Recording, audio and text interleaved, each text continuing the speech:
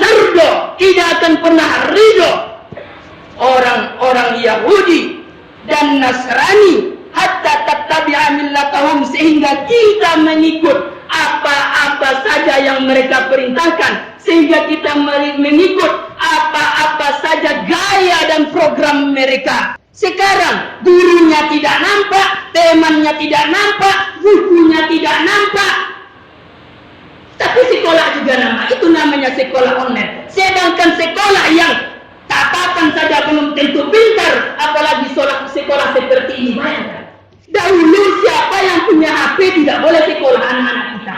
Sekarang siapa anak itu yang tidak punya HP tidak boleh sekolah. Bayangkan, terbalik-balik otak kita dibikinnya. Dahulu anak-anak SD, SMP tidak boleh membawa HP ke sekolah. Siapa membawa HP tidak boleh sekolah. Sekarang siapa yang tidak punya HP tidak boleh sekolah. Bodoh enggak? Hentikan pembodohan ini. Kita zona aman. Sekolahlah kembali seperti biasa. Anak-anak MDA sekolahlah kembali seperti biasa. Anak-anak SD sekolahlah kembali seperti biasa. Agar apa? Agar anak-anak kita pintar. Sedangkan anak kita sekolah masih durhaka dia sama kita. Apalagi anak kita tidak sekolah. DPR tengah malam mengesahkan undang-undang yang namanya Cipta Kerja, Omnibus Law. Orang asing bebas masuk ke Indonesia. Siapa saja orang asing mau bekerja di Indonesia bebas. Rakyat-rakyat kecil akan semakin tertindas. Ini dia. Karena malah DPR kita membantu kita makin menyusahkan kita. Inilah yang bapak-bapak ini kemarin. Yang datang mengetuk-ngetuk pintu kita, yang datang mengasih uang kepada kita. Inilah hasilnya. Bukan makin tenang, makin susah, makin mati. Mati dalam kata apa? Mati pekerjaan, mati pendapatan, mati materi, mati pemikiran, semuanya mati. Karena ada namanya pilkada, pemilihan kepala daerah, pilkub dan pilgub, pemilihan bupati dan pemilihan gubernur. Lihat-lihat Pak siapa yang datang. Lihat-lihat Pak siapa yang datang. Pedulilah dia sama masjid. Pedulilah dia sama umat Islam. Pedulilah dia sama MDA. Pedulilah dia tempat pengajian. Kalau tidak peduli Pak, jangan pilih. Orang-orang Yahudi telah menghasuti kita. Ustaz jangan berpolitik. Di masjid jangan bicara politik. Ini bodohnya kita yang menghasuti mereka. Padahal Pak, Nabi Muhammad Shallallahu Alaihi Wasallam menentukan pemerintahan, membentuk pemerintahan itu di dalam masjid. Mengatur strategi bagaimana cara memerangi Yahudi, bagaimana agar Islam jaya, itu di masjid. Ada calon bupati datang ke kita, ya 100.000, pilih saya ya 100.000. Dengan uang 100.000 Pak menderita 5 tahun. 100.000 Pak menderita 5 tahun karena salah pilih. Kalau Anda ambil uang ini Pak, 100.000, engkau berikan beras 2 sukat Pak, engkau berikan kepada istrimu memasak beras ini, lalu beras ini masak, dimakan oleh istrimu, dimakan oleh anakmu, masuk ke dalam perutnya, menjadi darah daging, dagingnya menjadi, selama darah itu masih ada, selama daging itu ada, maka daging itu haram masuk surga. Tapi katakan, Bapak, engkau ingin saya pilih? Ya, baik. Nanti Bapak terpilih, bersedia enggak? Masjid ini diperbesar, garimnya disejahterakan, imamnya disejahterakan, para khotibnya disejahterakan, alim ulamanya disejahterakan, rakyat kami ini dikasih pekerjaan, sedia enggak? Kalau sedia Pak, tanda tangan ini. Ini tanda tangan ini Pak. Kalau Bapak tanda tangan saya pilih. Namun kalau anak zaman sekarang, rumah tangga tidak diajari, di rumah sekolah pun tidak ada lagi, MDA pun tidak ada lagi. Siapa yang akan sholat di sini Pak? Siapa yang akan berani menjadi imam Pak? Al-Fatihah saja tidak lurus, ayat pendek saja tidak hafal, rukun sholat saja tidak tahu. Siapa lagi Pak? Tapi jangan golput Pak, jangan sampai kita tidak memilih. Jangan. Jikalau Bapak orang yang sholat seperti ini dan datang ke masjid tidak memilih pemimpin yang baik, maka para penjudilah, para peminum keraslah, para agen togellah, para agen ganjalah yang memilih pemimpin yang akan karena setuju dengan mereka. Alhamdulillahi Rabbil Alamin. Wassalatu wassalamu ala asrafil anbiya'i wal mursalin wa ala alihi wa sahbihi ajma'in. Allahumma salli ala sayyidina Muhammad wa ala ali sayyidina Muhammad. Ashhadu an la ilaha illallah wa ashhadu anna Muhammadan abduhu wa rasuluh. Qala Allah Ta'ala fil kitabil Qur'anil Karim, a'udzu billahi minasy syaithanir rajim. Bismillahirrahmanirrahim. Ya ayyuhallazina amanu taqullaha haqqa tuqatih wa la tamutunna illa wa antum muslimun. Wa fi ayatil ukhra, walan tarda ankal yahudu walan nasara hatta tattabi'a millatahum. Wa fi hadis Nabi sallallahu alaihi wasallam, la'ana Rasulullah sallallahu alaihi wasallam ar-rasi wal murtasi. Sadaqallah wa sadaqan nabiyul karim. Kaum hadirin, bapak-bapak, saudara-saudara sedang mendengar khutbah rahimakumullah. Syukur kita kepada Allah dengan ucapan alhamdulillahi rabbil alamin. Di dalam kekacauan dunia, bahkan Indonesia ini, alhamdulillah kita masih bisa bertahan. Salawat kepada Rasulullah dengan ucapan Allahumma salli ala sayyidina Muhammad wa ala ali sayyidina Muhammad. Mudah-mudahan dengan salawat yang kita panjatkan ini menjadi penolong syafaat ketika tiada lagi syafaat kecuali syafaatnya Rasulullah. Maka inilah syafaat salawat akan diberikan oleh Rasulullah sallallahu alaihi wasallam. Saya sebagai khatib tak pernah bosan dan jemu mengajak kepada kita semua. Mari kita tingkatkan kualitas ketakwaan dan keimanan kita kepada Allah Subhanahu wa taala. Karena apa? Karena takwa dan iman inilah yang akan menjadi penolong kita. Akhir dari segalanya, harta akan hilang, istri akan hilang, anak pun tiada, kebun akan hilang semuanya, tidak diperhitungkan lagi. Yang diperhitungkan pertama kali adalah ketakwaan. Beriman enggak? Bertakwa enggak? Oke, kalau bertakwa dan beriman, masuklah ke dalam surganya Allah Subhanahu wa taala. Maka daripada itu khatib mengajak, mari kita tingkatkan ketakwaan dan keimanan kita. Kaum hadirin, bapak-bapak, saudara-saudara sedang pendengar rahimakumullah. Masa-masa sekarang adalah masa yang penuh rintangan. Dimanapun saja kita berada sekarang, masanya penuh dengan rintangan. Masanya penuh dengan kekacauan. Karena apa? Di dalam ayat yang khatib bacakan tadi itu dia. Walan tarda ankal yahudu wan nasara hatta tattabi'a millatahum. Wahai orang-orang yang Islam, kita bapak-bapak, saudara-saudara sekalian, walan tarda, tidak akan pernah ridho orang-orang Yahudi dan Nasrani hatta tattabi'a millatahum, sehingga kita mengikut apa-apa saja yang mereka perintahkan, sehingga kita mengikut apa-apa saja gaya dan program mereka. Mereka tidak akan senang sebelum kita ikut kepada program semuanya. Terbukti sekarang bapak-bapak, kita mengikuti banyak sekali program mereka tanpa kita sadar. Bayangkanlah program-program daripada orang Yahudi membuat orang-orang bodoh, membuat orang-orang Islam bodoh, membuat orang-orang Islam tidak punya ilmu pengetahuan. Terbukti pada saat sekarang ini apa? Dahulu sekolah, ada gurunya, nampak gurunya Pak, muridnya juga nampak, temannya juga nampak, bukunya ada. Begitu sekolah dahulu. Belum tentu pintar.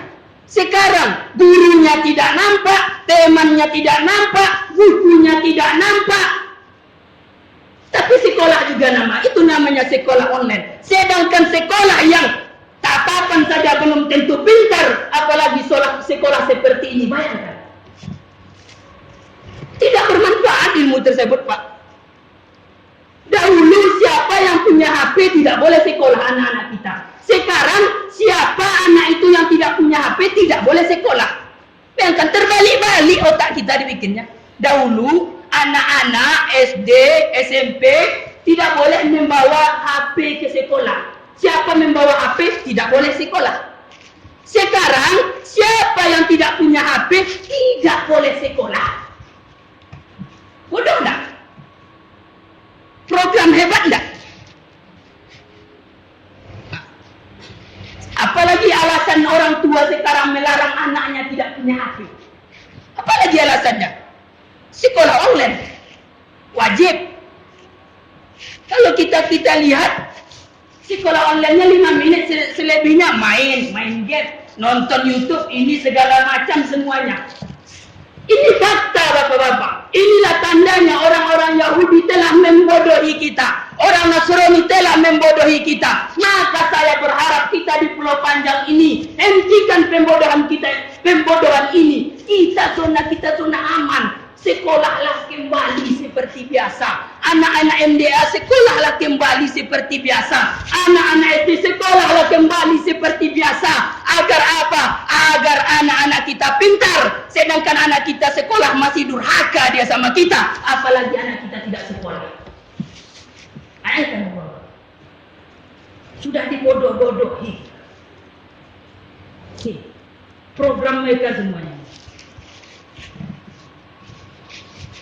Di zaman sekarang kacau balau zaman sekarang.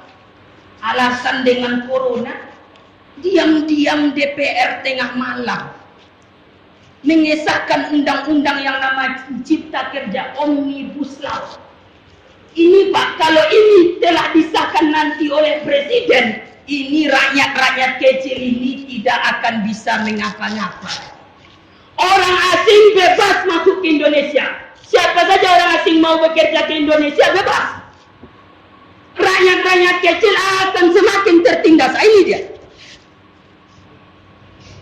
Bukannya malah DPR kita membantu kita makin menyusahkan kita. Inilah yang bapak-bapak pilih kemarin. Yang datang mengetuk-ngetuk pintu kita, yang datang mengasih uang kepada kita, inilah hasilnya. Bukan makin tenang, makin susah, makin mati bikinnya. Bayangkan bapak-bapak, orang perempuan hamil, perempuan haid, perempuan nifas itu wajib bekerja. Kalau ada undang-undang ini disahkan nanti. Wajib bekerja, tidak ada hari cuti. Kalau cuti nggak apa-apa, tapi dipotong gaji. Karena gajinya per jam. Kalau tidak cukup jam, potong gaji. Inilah undang-undang Omnibus Law namanya. Kemarin di Pasaman Barat melakukan mahasiswa aliansi mahasiswa Pasaman Barat beserta masyarakat Pasaman Barat beserta pemuda Pasaman Barat beramai-ramai kemarin Pak kami datang ke gedung DPRD Pasaman Barat. Saya yang mengkoordinatorkan semua aliansi Pasaman Barat ini. Saya kemarin yang kodumnya namanya koordinasi umum. Saya yang menghandle acaranya dan alhamdulillah DPRD Pasaman Barat menandatangani untuk menyetujui penolakan undang-undang Omnibus Law ini. Kemarin itu Pak. Kenapa kalau ini sah Pak, kita mati Pak. Mati dalam kata apa? Mati pekerjaan, mati pendapatan, mati materi, mati pemikiran. Semuanya mati. Ini Pak. Karena apa? Karena ada yang berkuasa dan yang berkuasa itu tidak mementingkan kita. Maka Pak, sekarang 3 bulan ke depan akan semakin panas. Karena ada namanya pilkada, pemilihan kepala daerah, pilkup dan pilgub, pemilihan bupati dan pemilihan gubernur. Lihat-lihat Pak, siapa yang datang. Lihat-lihat Pak, siapa yang datang. Peduli enggak dia sama masjid? Peduli enggak dia sama umat Islam? Peduli enggak dia sama MDA? Peduli enggak dia tempat pengajian? Kalau tidak peduli Pak, jangan pilih. Oh Ustaz ini kok di sini politik. Inilah. Ini dia yang selama ini orang-orang Yahudi telah menghasuti kita. Ustaz jangan berpolitik. Di masjid jangan bicara politik. Nah, ini bodohnya kita yang telah dirasuki mereka. Padahal Pak, Nabi Muhammad SAW menentukan pemerintahan, membentuk pemerintahan itu di dalam masjid. Mengatur strategi bagaimana cara memerangi Yahudi, bagaimana agar Islam jaya, itu di masjid. Ini banyak orang radikalisme, orang liberal berkata, Ustaz janganlah ikut berpolitik, kalau Ustaz cukuplah ceramah sholat, ceramah puasa, ceramah sabar. Nah itu sekarang. Kalau politik biarlah kami, katanya. Akhirnya apa? Kita yang mati. Maka daripada saat sekarang saya katakan, di masjid adalah tempat bicara politik, bukan di lopo, Pak.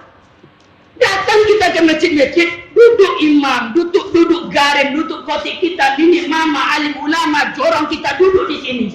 Siapa kira-kira calon bupati dan calon gubernur kita ini yang bersedia, kalau nanti dia terpilih, bersedia untuk menyejahterakan Pulau Panjang ini, bersedia menyejahterakan masjid ini, MDA, TPA, bapak semuanya bergaji, bapak semuanya senang. Siapa yang mau, itulah pilih.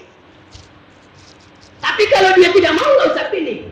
Apalagi Pak nanti, ini yang paling bahaya. La'anallahu Rasulullah sallallahu alaihi wasallam ar-rasi wal murtasi. Rasulullah sallallahu alaihi wasallam sangat melaknat orang yang memberikan uang dan orang yang menerima uang. Hati-hati. Ini namanya serangan fajar namanya kalau di kita. Suap dan menyuap. Ada calon bupati datang ke kita nih ya 100.000, pilih saya ya 100.000. Dengan uang 100.000 Pak menderita 5 tahun. Cobalah 100.000 Pak menderita 5 tahun karena salah pilih. Cobalah kalikanlah 5 tahun itu dibagi 100.000, berapa dapat Anda per hari? Kalau dibagi. Dilaknat Rasulullah Pak. Kalau sudah Rasulullah melaknat, Allah ikut juga melaknat. Jikalau Anda ambil uang tersebut lalu Anda pilih, maka Anda telah termasuk kepada orang yang dilaknat Rasulullah sallallahu alaihi wasallam. Ingat, uang 100.000 pilih saya ya. Nomor begini ya, nomor sekian dipilih. Dilaknat, masuk kepada suap, menyogok. Tapi ada pula yang pintar, diberi uang diambilnya, tapi tidak dipilihnya. Ini dua pula dosanya, sudah menyogok menipu pula. Ini yang bahaya. Sudah disogok menipu pula. Dua dosa. Kalau Anda ambil uang ini Pak, 100.000, engkau berikan beras 2 sukat Pak. Engkau berikan kepada istrimu. Istrimu memasak beras ini, lalu beras ini masak, dimakan oleh istrimu, dimakan oleh anakmu, masuk ke dalam perutnya, menjadi darah daging. Dagingnya menjadi, selama darah itu masih ada, selama daging itu ada, maka daging itu haram masuk surga. Tidak akan masuk surga Pak, jikalau ada di dalam darah kita ini hasil uang seperti itu. Bayangkan. Maka nanti datang calon-calon mau ngasih uang 100.000, jangan terima. Jangan pula terima, jangan dipilih, jangan. Jangan diterima, tapi katakan, Bapak, engkau ingin saya pilih? Ya, baik. Nanti Bapak terpilih, bersedia enggak? Masjid ini diperbesar, garimnya disejahterakan, imamnya disejahterakan, para khotiknya disejahterakan, alim ulamanya disejahterakan, rakyat kami ini dikasih pekerjaan, sedia enggak? Kalau sedia Pak, tanda tangan ini. Ini tanda tangan Pak, tanda tangan ini Pak. Kalau Bapak tanda tangan saya pilih. Enggak apa-apa kalau begitu. Namanya perjanjian. Tapi kalau cuma 100.000 dikasih, diterima, karena itulah Pak, karena 100.000 engkau menderita 5 tahun di dunia, masuk neraka di akhirat Pak. Apalagi gunanya?